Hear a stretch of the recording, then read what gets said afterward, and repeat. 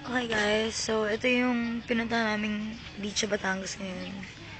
Ano ata siya? Bamboo 2? Parang ganun.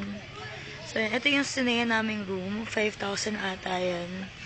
Dalawang rooms na yan with aircon, charger, may TV, pwede na. So ito yung sinakyan namin. Ang binayad ata 3,000 yung van. Pero hindi ko sure kung magkano pag galing Cavite. So, ito nga pala, yung bahay na to, meron ng CR. Hindi katulad ng iba na bungalow lang. So, may unggoy tae. Merong unggoy sa ano na to. So, sana kung hindi tayo gagala, merong tsuba. Kung hindi man natin makukuha yung room na yon, may mga CR naman na pwede na. May marami rin tindahan.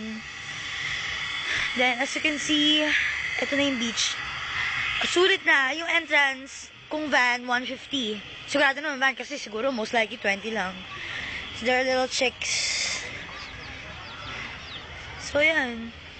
Pwede na. Malinis yung tubig, malinaw. Maraming tao. May si Chu. Tayo na cute. Kasi may mga tindahan. Yan yung beach. Pwede na.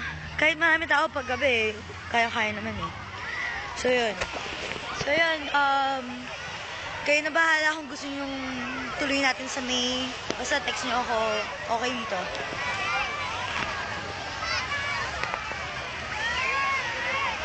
Yun yung place. Balik tayo dun sa kwarto.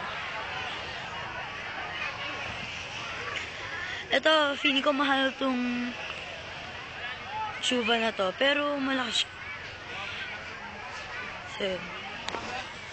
So, yun. Diba pwede na? Maganda naman yung lugar. Yung mga tao, hindi naman nagpapansin. Mababait naman. Tapos, yung may unggoy talaga. Yun lang talaga gusto ko dito. Pwede na dito. So, yun.